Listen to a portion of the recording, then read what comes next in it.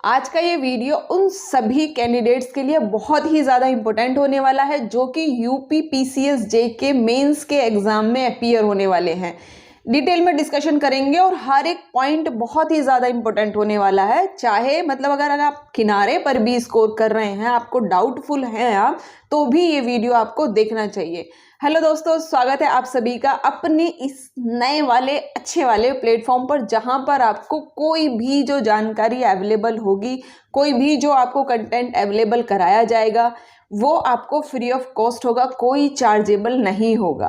ठीक है, तो सबसे पहले मैं आपको बता दूं कि हम आज डिस्कस क्या क्या करने वाले हैं, हम किस किस बारे में बात करने वाले हैं। सबसे बड़ी बात तो कि क्या हमें मेंस की तैयारी करनी चाहिए, क्या हमें आंसर राइटिंग प्रैक्टिस करनी चाहिए या नहीं चाहिए। हमारा स्कोर तो बिल्कुल किनारे पर आ रहा है, 230 है, 238 है, 220 है, हमारा तो ऐसा स्कोर आ रहा है। और हम जनरल या ईडब्ल्यूएस कैटेगरी को बिलोंग कर रहे हैं, एससी एसटी से कोई भी कैटेगरी है, जहां पर भी डाउटफुल वाला मामला अगर आपके मन में आ रहा है वहां पर भी उसके बारे में भी बात करेंगे। दूसरा कि हमें आता तो इतना सारा है, हमें नॉलेज पूरी है भाई, टॉपिक्स की हमें पूरी नॉलेज है, लेकिन हम लिखें कैसे, शुरुआत कैसे करें, वो हमें बिल्कुल समझ नहीं आ रहा है। तो वो भी, उसके बारे में भी हम डिस्कशन करेंगे। दूसरा, डेली आंसर राइटिंग प्रैक्टिस के लिए, चाहे वो आपका जीके का पोर्शन हो, चाहे वो आपका लॉ का पोर्शन हो, उसके बारे में भी हम बात करेंगे कि डेली आपको क्या प्रोसेस करना है और किस तरीके से आपको आंसर राइटिंग करनी है, क्वेश्चन कहाँ से अवेलेबल कराने हैं, उस बारे में भी हम डिस्कशन करेंगे। तो सबसे पहले, अगर अभी तक भी आपने चैनल को सब्सक्राइब नहीं किया है तो चैनल को सब्सक्राइब कर लें, क्योंकि अगर आप, ये नहीं है कि इवन आप यूपी पीसीएस जेके ही एग्जाम में अपीयर होने वाले हैं, आप किसी भी स्टेट के एग्जाम में अपीयर होने वाले हैं जो स्टेट लेवल का है, चाहे वो पीसीएस लेवल का है, चाहे वो जुडिशरी है, चाहे कोई और है, जिसके लिए आपको टाइम टू टाइम अपडेटेड जानकारी यहाँ पर मिलती है। और दूसरा, आपका कोई भी प्रॉब्लम का जो सॉल्यूशन होता है वो 101% आपको प्रोवाइड कराया जाता है। देर हो जाती है, देखो आपके कमेंट का रिप्लाई करने में देर हो जाती है, लेकिन आपको रिप्लाई 101% मिलेगा। सबसे पहले हम बात यही कर लेते हैं कि हम आंसर राइटिंग कैसे करें, प्रीवियस ईयर करें या कहाँ से करें, या जो मेंस की जो क्वेश्चन आंसर राइटिंग की बुक्स आती हैं उनसे करें। तो देखो, यहाँ मैं आपको बताऊं कि सबसे पहले जरूरी बात कि इस वीडियो में आपके लिए मैं एक क्वेश्चन लेकर आई हूँ जो कि आपका जीके से रिलेटेड है, उसका आंसर राइटिंग करके चाहो तो आप टेलीग्राम ग्रुप पर मुझे सेंड कर सकते हो, या फिर आप कमेंट बॉक्स में भी कमेंट करके उसका आंसर मुझे कर सकते हो। उसमें आपको पता चलेगा कि हाँ, आपने कैसा लिखा है और आपकी आंसर राइटिंग की प्रैक्टिस भी होगी। क्वेश्चन वीडियो के बीच में ही मैं बता दूंगी आपको। तो सबसे पहले हम ये बात करते हैं कि हमें आता तो बहुत सारा है, लेकिन हम लिखें कैसे, शुरुआत कैसे करें।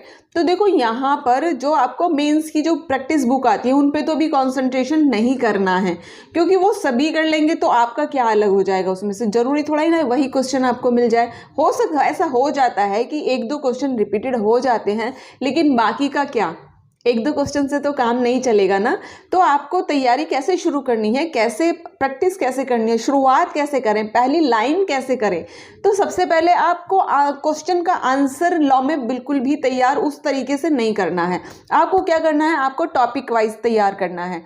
टॉपिक वाइज से क्या होगा कि आपका कुछ भी उस बारे में आता है तो आपका फिर वो छूटेगा नहीं, आप उसको प्रॉपर वे में अच्छे से लिख पाओगे। जैसे मान लो फॉर एग्जांपल, जैसे आपका सीआरपीसी है, तो सीआरपीसी में आप ट्रायल को लेके एक पूरा ट्रायल के बारे में, ऐसा नहीं है कि ट्रायल आपसे समरी ट्रायल पूछा है या फिर आपसे सेशन ट्रायल पूछा है तो आप उसी को तैयार करें, नहीं, आपको ट्रायल ऊपर हेडिंग डालना है और ट्रायल के बारे में पूरा सेक्शन वाइज मतलब पूरा उसको डिवाइड करके लिखना है। चाहे तो चार्ट की फॉर्म में लिख सकते हैं, चाहे आप सीधा ऐसे ही लिखना शुरू कर सकते हैं। उसमें आप अगर लिखेंगे, सेक्शन लिखेंगे, कौन से सेक्शन से कौन से सेक्शन तक कौन सा ट्रायल है, कौन से कौन से तक, ऐसे डिवाइड करके लिखना है आपको। और उसमें चैप्टर का भी करेक्टराइजेशन करना है कि कौन से चैप्टर में कहाँ से कहाँ तक सेक्शन में ये वाला ट्रायल है और दूसरे में ये चैप्टर है तो इसमें यहाँ से यहाँ तक का है।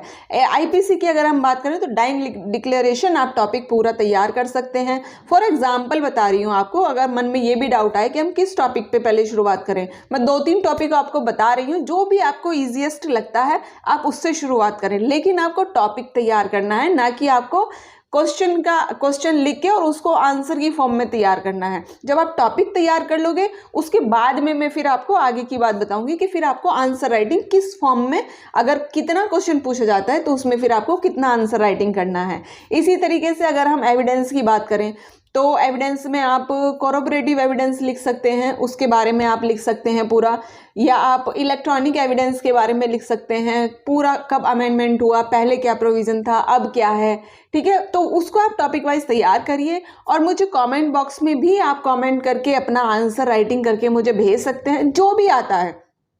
अगर आप 2 लाइन भी लिख पाते हैं, अगर आप 4 लाइन भी लिख पाते हैं तो आपको लिख के भेजना है, या फिर आप टेलीग्राम पे भी भेज देंगे, जहां पर आपको सुटेबल लगे आप वहां भेज सकते हैं। अब इसमें ये घबराने वाली बात नहीं है कि भाई कोई क्या कहेगा, हम तो लिख ही नहीं पा रहे हैं। अरे अब भी अगर जो आप गलती करोगे तो वो गलती आपकी अभी सुधर जाएगी। एग्जाम में आपको, जब आप एग्जाम में आंसर राइटिंग करेंगे तो वहां वो आपकी गलती नहीं होगी। हिम्मत करिए, अगर आप 2 ही लाइन लिख पा रहे हैं शुरुआत की, अगर आप किसी भी टॉपिक की 2 ही लाइन लिख पा रहे हैं, 4 ही लाइन लिख पा रहे हैं, तो लिखना ज़रूर है। मैं आपके उस राइटिंग का, चाहे वो कमेंट बॉक्स में है चाहे वो टेलीग्राम पर है, मैं उसका वेट करूंगी और आपको रिव्यू भी उस पर ज़रूर दूंगी, बताऊंगी भी।